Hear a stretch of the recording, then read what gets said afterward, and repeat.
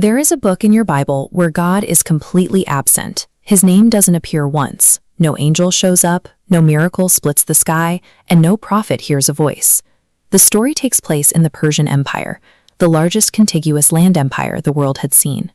The Jewish people live here in exile, decades after the Babylonian conquest, trying to navigate faithfulness in a culture that worships different gods.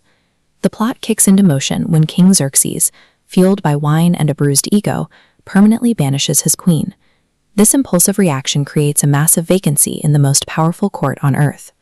That vacancy is eventually filled by a Jewish orphan named Hadassah, known to the Persians as Esther.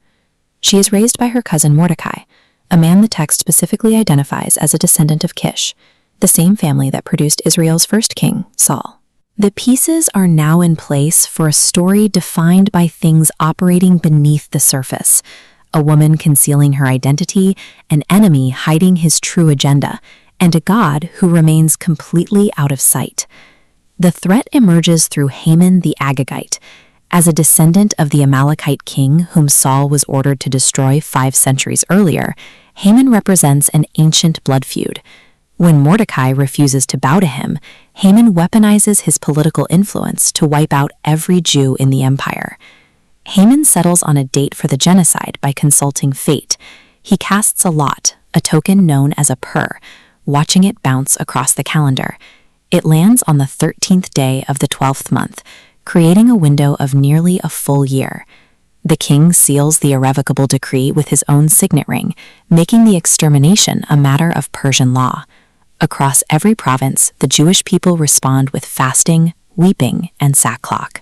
The author records their desperate mourning, but maintains the silence of the rest of the book, leaving out any mention of prayer or a cry to heaven. An empire-wide death sentence is now public record.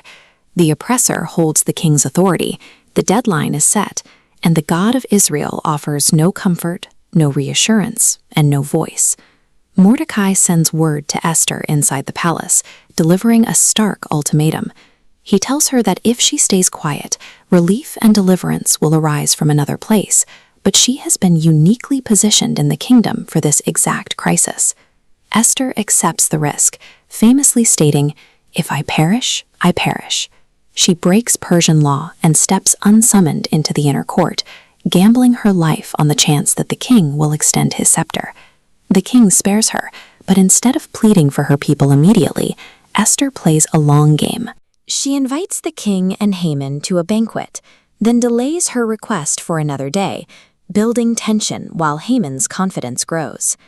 Haman leaves the palace elated, but his pride is stung when Mordecai still refuses to kneel at the gate. That night, Haman orders the construction of a 75-foot gallows, intending to ask the king for Mordecai's execution the next morning. The entire narrative pivots on a mundane detail that night. The king suffers from a simple case of insomnia. With no angel or burning bush in sight, the king simply asks for the royal chronicles to be read to him. The pages happen to open to a forgotten report of Mordecai saving the king's life years earlier, an administrative oversight that now becomes the hinge of the entire story. At dawn, Haman arrives to ask for Mordecai's life. Before he can speak, the king asks him how to reward a man he delights to honor. Haman, certain the king is referring to him, describes a lavish public parade. The king commands Haman to perform that exact ceremony for Mordecai the Jew. In a moment of devastating irony, the man who came to hang his enemy is forced to lead that same enemy through the streets of Susa in royal robes. While Haman is still reeling, he is escorted to Esther's second banquet. When the king asks for her request, the queen finally drops her Persian mask and reveals her true identity. Esther quotes the violent language of Haman's own decree, telling the king that she and her people have been sold to be destroyed and killed. She points across the table, identifying Haman as the adversary who orchestrated the slaughter. The king's fury is absolute. Learning of the 75-foot gallows Haman built for the king's protector, Mordecai, he orders Haman hung on it immediately. The weapon the enemy designed for destruction becomes the instrument of his own end. Haman is dead, but his decree remains. Under Persian law, the original genocide order cannot be revoked. leaving the Jewish population facing an empire-wide attack on the 13th of Adar. To solve the legal crisis, the king hands his signet ring to Esther and Mordecai. This authorizes a counter-decree, giving the Jews the legal right to assemble and defend their lives against any who would strike them. This resolution captures the book's defining concept, Venahafachu.